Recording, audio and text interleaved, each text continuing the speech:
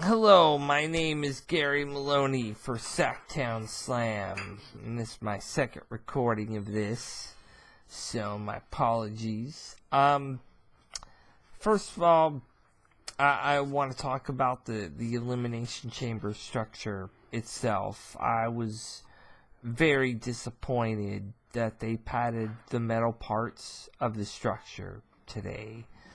I am not a proponent of this. I am not in support of this at all.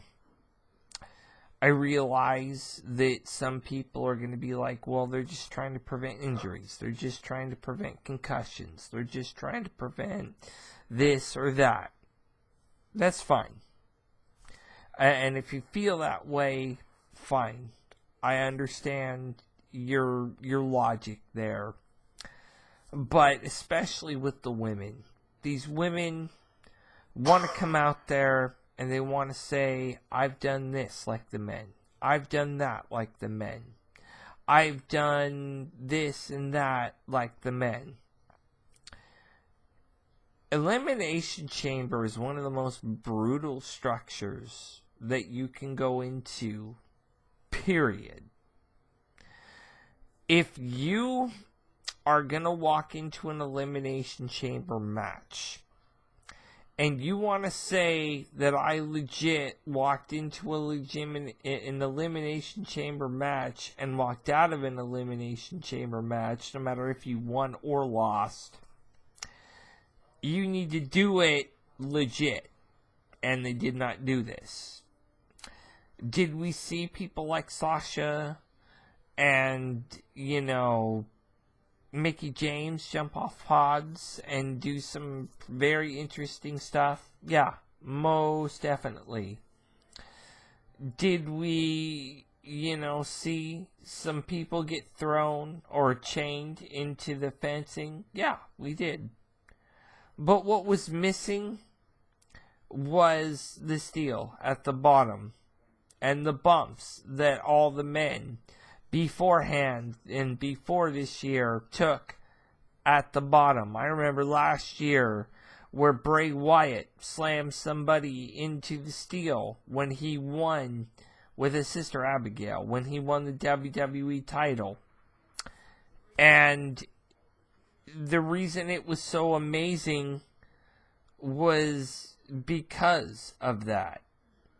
The fact that we didn't see that kind of thing at all this year, which I'll get to the men's in a minute, but the fact that we didn't see that with the women's was very disappointing. I feel like, if the women want to continue with these first time evers, and you want to continue to claim that we're as good as the men, which, your talent there, your talent level is definitely where the men is at. What you're willing to go through, and I've seen this since Hell in the Cell when Charlotte faced Sasha, was definitely not there for me. And it's been very difficult for me to watch a lot of these first time evers. I think the best has been the Women's Royal Rumble by far. I know some of you on here will disagree with me. I know some of you might agree with me. I'm looking at this in terms of what the women went through versus what the women didn't go through. And the women had to go through 30 women to win that match, and they did. Asuka won. Asuka's the legitimate winner, just like the Survivor Series matches for the last 2 years. Asuka won this year's, and I don't even remember who won last year's, but it's come to a point where A, there's no more first time evers for the women to do. B, I don't know how the women are going to get over without first time evers to do so. So it's very hard for me to gauge this match. I mean, personally, it kept my interest invested, but it wasn't something that just blew me away. It's a 6, definitely, out of everything. If I were to gauge that match, it's definitely a 6 out of 10. It did not amaze me. Yes, Sasha was doing double knees to like everyone. Yes, Mickie James had a lot of spots, but she was also pinned. Very, very quickly. Absolution was eliminated almost immediately as soon as Sasha and Bayley were unleashed upon them. I was rooting for Sasha. I did not expect Alexa Bliss to win that title, which pretty much means now that Alexa Bliss, because I just don't see Ruby Riott winning that title at Fastlane. That almost seems like a bump in the road for Charlotte heading into WrestleMania. So, who's Asuka going to face? Is it going to be Charlotte or is it going to be Sasha? I mean, is it going to be Charlotte or is it going to be Alexa? That's essentially what we're looking at. I don't think Sasha's even going to factor into that equation. I think Sasha's going to build up momentum. I think that Sasha could and might be the one to end the streak because a lot of people want to see her win. I think Bayley could also factor in to ending the streak because I know a lot of people want to see her win. But overall, it does seem like the things for WrestleMania are pretty much set after tonight. The Matt Hardy and Bray Wyatt match, it certainly wasn't anything to quote-unquote write home about. It was decent. It was much better than Raw 25. But this feud, number one, it feels like, it's gone a very long time. And this whole feud has been, it's been stretched out since, I want to say December, when, it was around December when Matt Hardy went crazy, and it was around, the end of the year that we really saw this whole thing culminate. Now, obviously, they're culminating it, and they're playing the long game with it, which, okay. My guess is that this is all going to be end in a final deletion type match at WrestleMania, whatever. The match tonight, it was okay. It wasn't great. It wasn't horrible either. I think that, the match, it really, I think the promos, honestly, were better than the match. That got me more hyped up than the match honestly did. I think the match itself, it was good. I don't want to say it was great, because it didn't stand out amongst, the men's Elimination Chamber did. It also didn't even stand out amongst Asuka and Nia Jax, which I'll get to in a moment. But Matt and Bray, I think they're going to need to do something to really wow the audience. And I feel like the fact that he started singing the obsolete song tonight was a big deal. I think that, a lot of that is a big deal. I think he's slowly trying to build this. So, okay. Then you have got the Ronda Rousey signing, which kind of went the way I thought it would, because a lot of people thought it would either be her or Braun, or her or Angle, which it does after the signing look like it'll be her and Angle versus Triple H and Stephanie at WrestleMania. What happened at the signing, long story short, was that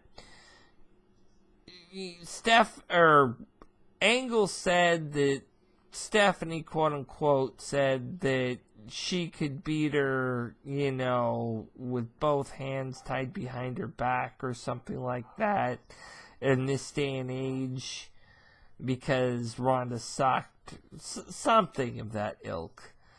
And it pushed Ronda to put Triple H through a table. I think that this was, it was built around making Ronda seem like a badass. It's been said by just about everyone, she didn't want a special contract. She wanted to compete. She wanted to be on Raw, and she wanted to be on SmackDown. I don't see a problem with this as long as she actually competes. Personally, if she goes the Lesnar way about it, then go fuck yourself. I don't care about part-timers. I don't care about people who want to quote-unquote, capture the spotlight like Brock has. I hate Brock. I think a lot of people know that by now. Brock Lesnar just, jerks off whoever he has to jerk off in WWE to get a title shot, get a big main event match, works 4 or 5 matches a year, and that's it. If Ronda Rousey is truly wanting to be, a real star, then you're going to have to work more than 4 or 5 times a year, honey. So, we'll see what happens with Ronda Rousey after tonight. I'm sure that tomorrow we will see more of Ronda Rousey.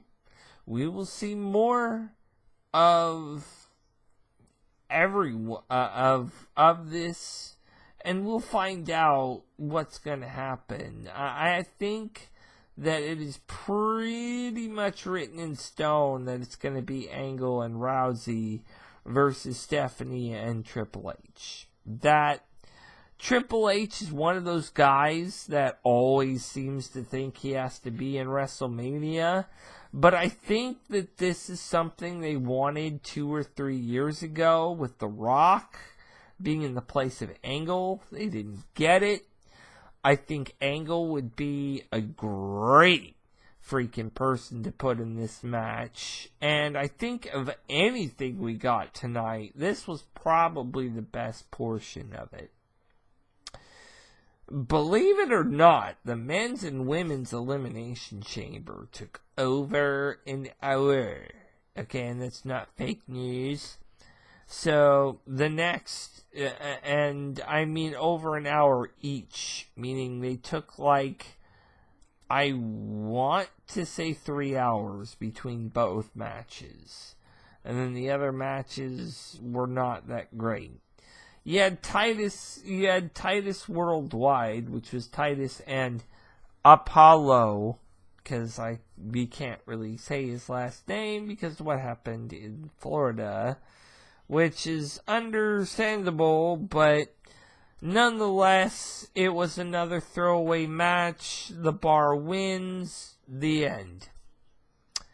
Titus Worldwide gets 3 wins over the Bar for absolutely nothing. Way to go, WWE. You can't even change a tag team title championship to a team that, in my opinion, has worked their ass off for it. I mean, no, do I really feel like the Oreo has earned a titles championship? Not really. I mean, Titus, Dana Brooke, and Apollo, meh. I mean, I'd love to see Akira Tozawa go back to them with his whole, "You're fire," Vince McMahon parody shit. But I just, because that would be perfect. But at this stage of the game, I think they're getting noticed, but they're not Vince. So that is that. Anyway, we go to the men's Elimination Chamber. Again, padded. Boo. Boy, this was a difficult one. Elias, despite the first person eliminated was The Miz. And that was no shock to anybody, but we have 5 people in there before anyone got eliminated. And then we had 4-5 guys in there fighting for their life before people started getting eliminated towards the end of the match. Finn got eliminated, Seth got eliminated second to last, and it was Roman and Strowman that were in there last. I believe Elias got eliminated third to last. Cena got eliminated. And Cena said something on Talking Smack after the pay-per-view I'm going to bring up, just because it's relevant. But in the end, it was Roman Reigns and Braun Strowman. Not a shock to me at all, because I've been hearing for a year that it was going to be Roman Reigns and Brock Lesnar. And I tell you people, I have ESP. I know that sometimes it's not, for the best. And it's unfortunate that Roman got to WrestleMania through nefarious means, because what am I going to say? He essentially used his namesake to get him to WrestleMania. Now, this whole thing with the steroid allegations, I don't know where this all fits in. Honestly, I don't think WWE personally cares. If I'm to be perfectly honest with you, even if he was, possibly even guilty of using steroids, I don't think WWE's gonna suspend him for it. Just because WWE does what WWE wants. So, I think that we can just be happy with Nakamura and AJ Styles. Because, let's face it, Fastlane is a speed bump for AJ. Fastlane means nothing.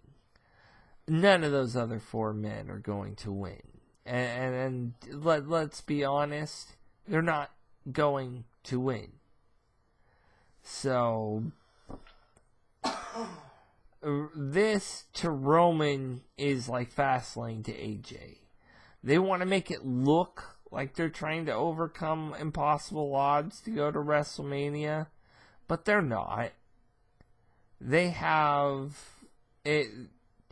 I mean, I don't know about Roman, because I don't agree with this about Roman, but AJ's got top talent certified written all over him.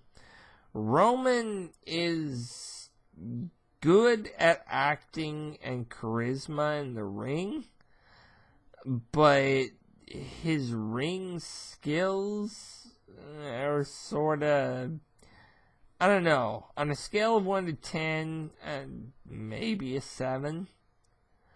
And he can't get me hyped unless the rest of the Shield are in there.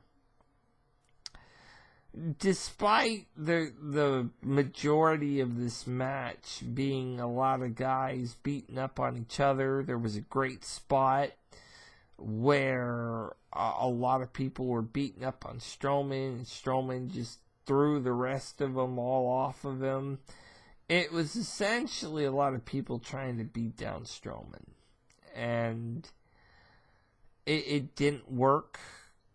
Which, see, I don't understand why you're making Strowman so indestructible and yet you have him lose.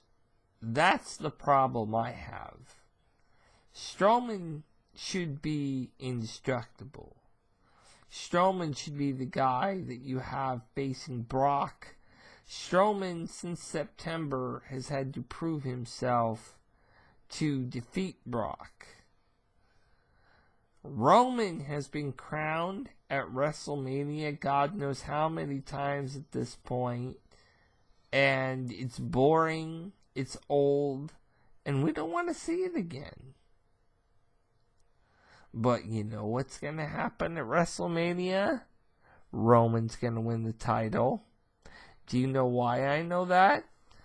I have ESP. So, next time, y'all want to ask a question, ask me. I got a Facebook for Sacktown Slam at Facebook. I have a Twitter page for Sacktown Slam at Twitter. I'm not saying that I know everything, because I don't. But there's the obvious, and then there's the stuff that you really have to question. Like Nakamura winning the Rumble. That was something people wanted, but people questioned. So nobody knew ahead of time. A lot of people knew ahead of time about this. A lot of people. And a lot of haters wanted this to not happen, but it happened. So, what am I going to do against people that are not savvy to this?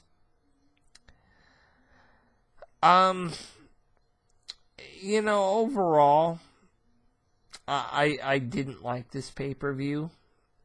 I feel like this pay-per-view was just WWE on cruise control. It was adding the Elimination Chamber to just having a women's Elimination Chamber.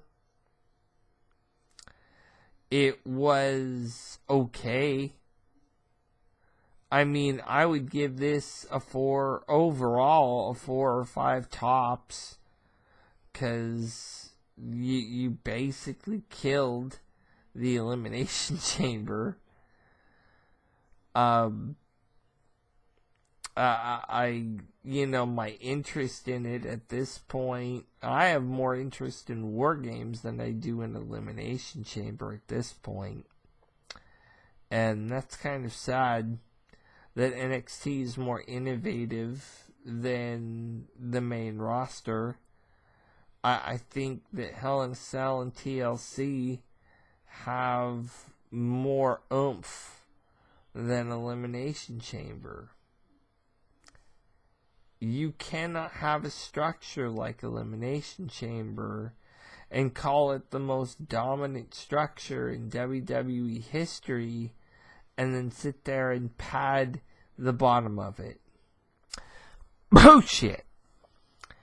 And that's just my opinion on it. There weren't even that many matches tonight either, which is another problem this pay-per-view had. The pre-show was eh. I mean, come on, the Miz, Taraj, and the club. I mean, whatever. I don't really care. And they didn't really give us a reason to care. And that's the other problem. Give us a reason to care. These pre-show matches don't give us a reason to care. Beyond that, I don't think there's a lot to talk about. I mean, Elimination Chamber, it feels like a 4 or a 5. It really does. The more I think about it, especially with Roman winning, that was super obvious. If Strowman had won, I'd have put it at more like a 7 or an 8. But this is more like a 4 or a 5 to me. You cannot make things so obvious with the quote-unquote top guy in your company. Anyway, this is Gary Maloney from Sacktown Slam, and I am going to go ahead and sign off. I will hopefully have more news for you towards the middle of the week after SmackDown, possibly after NXT, especially after Gargano had to leave. So, thank you for watching the live stream that I have posted, and thank you for watching everything that I have put up today. Thank you.